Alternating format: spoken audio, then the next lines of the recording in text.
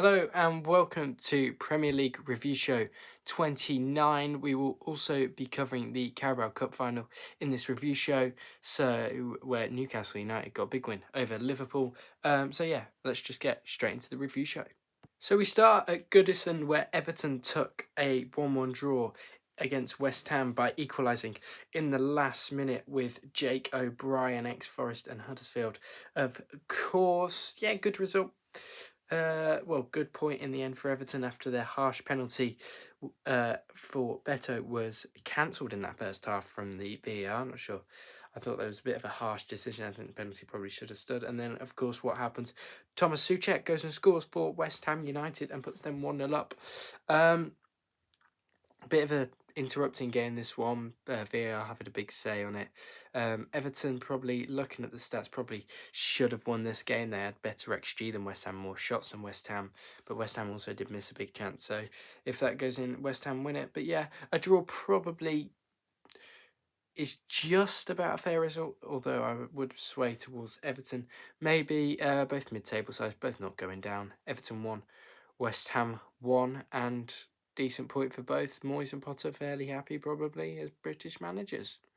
And now a goal fest at Portman Road, where Ipswich Town lost 4-2 to Nottingham Forest. That Ipswich defence is absolutely woeful, isn't it? You've got to have a good defence and you've got to have good strikers. And Ipswich don't have a good defence, but they do have Delap up front.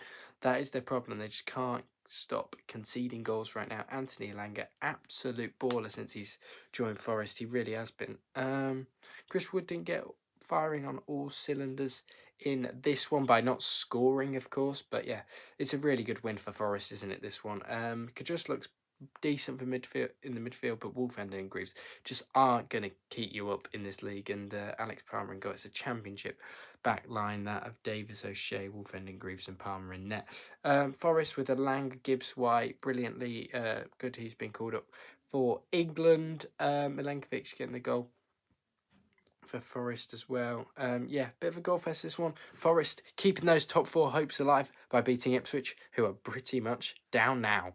Man City 2, Brighton 2. Brighton peg Man City back twice in this one. Erling Haaland scoring the opening goal, Mamouche getting the second before when Brighton pegged them back at 1-1 and 2-2 was Estupiñán and Kusanov. Scored a very unfortunate own goal for Manchester City. Mamouche looks absolutely brilliant, doesn't he, for Manchester City? Fits that system so well under Pep Guardiola.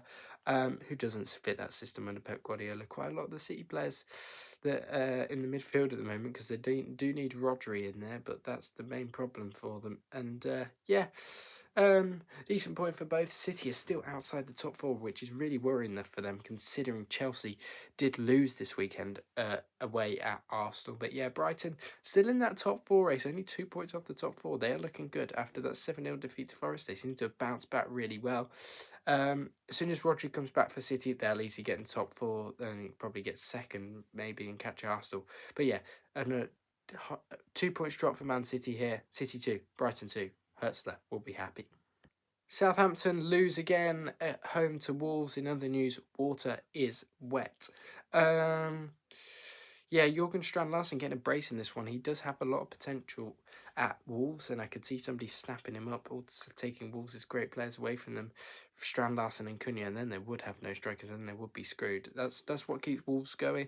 Vitor Pereira, good defensive coach, so they know what they're doing defensively, and they've got good players at the attacking part of the pitch. Paul Onuachu getting the Southampton consolation goal. He seems to be on it. He seems to be doing all right. Onuachu suiting Ivan Juric's system. He's saying they are going down. You never want a manager that is saying you're going to get relegated. That is terrible for the Saints.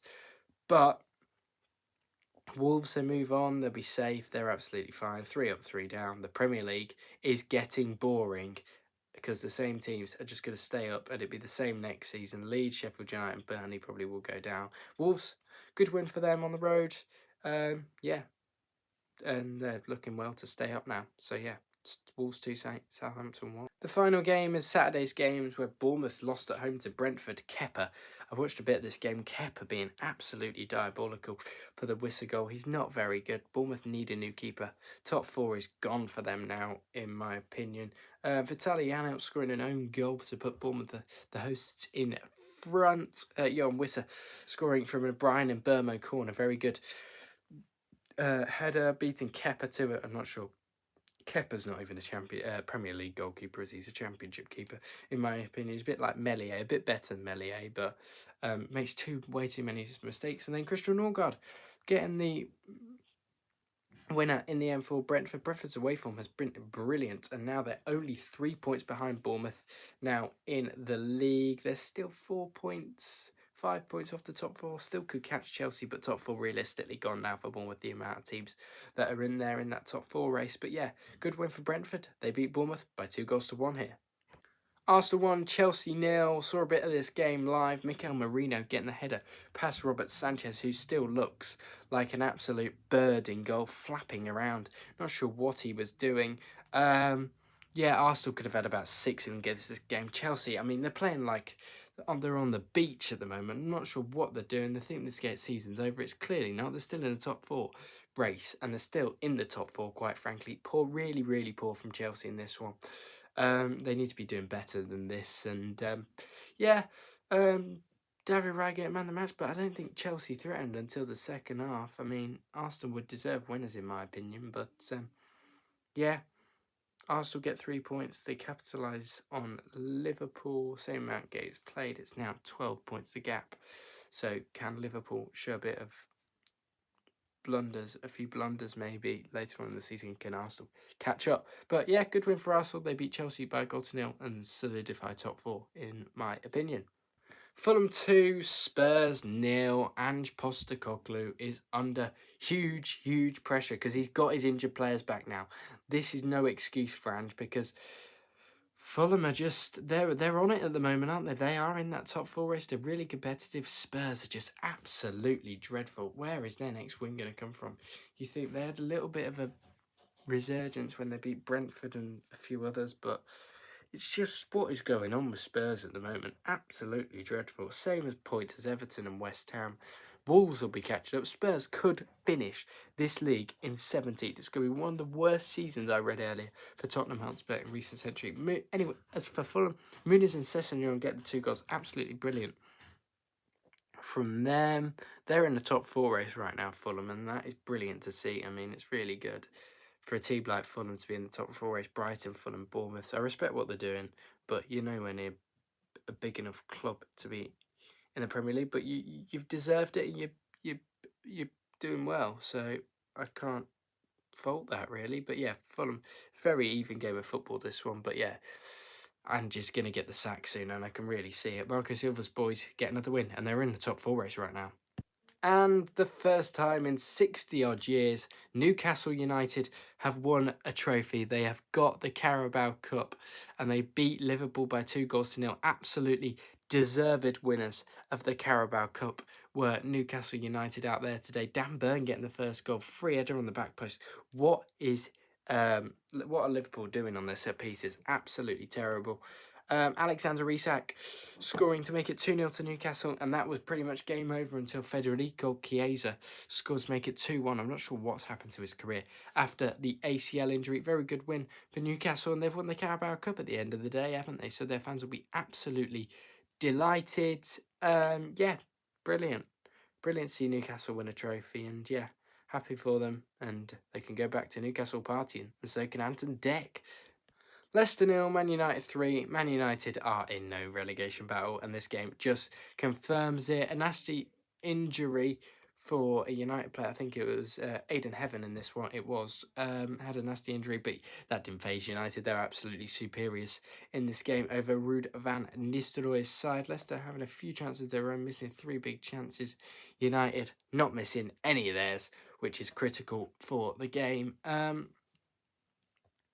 Yeah, they'll take it, United, and they'll move on. I mean, this season's absolutely irrelevant for them, but they get a good win against Leicester City here. Vardy, the only Leicester player getting above 7, which is really unfortunate. A man that's nearly 40 years old is getting the highest rating for Leicester City is quite embarrassing. Yeah, good win for Man United. They're not going anywhere, but yeah, Højlund, Garnacho and Fernandes, good win for Manchester United over Leicester. A quick Premier League table review then. It's going to be 3 up, 3 down with Ipswich, Leicester and Southampton. Wolves looking to catch their teams above them like Everton, West Ham and Tottenham. Man United up to 13th with their win over Leicester this weekend. Crystal Palace in 12th on 39. They'll be fine. Brentford and Palace, the mid-table size. Bournemouth with an outside chance of Europe still, if they can pull a run together. Not sure what's happened to Bournemouth recently, but they're on a horrible run. Villa 9th, still really outside chance of Europe. I think their main focus is going to be Champions League under Unai Emery. Fulham, Brighton, Newcastle, Man City and Chelsea all in that top 4 race. City, I would expect to get in there over Chelsea. Forest look like they are a certain bet for top 4 now, which is good because we need those kind of teams in the top 4, just to make it interesting. And then Arsenal, could they catch Liverpool after Liverpool's little blip in Europe and in the Carabao Cup? So yeah, Liverpool have won the league, I think. 3 up, 3 down. This season has been generally quite boring. But yeah, thank you again for watching. Don't forget to like, share, subscribe on this video. We will be back probably for Nations League predictions on Wednesday or something like that. I might find a EFL tier list to do or something for the international break to cure our boredom during it. I probably will do England World Cup qualifier predictions as well, so just keep an eye out for that on the channel. So yeah, thank you again for watching, and I'll speak to you all on the next one.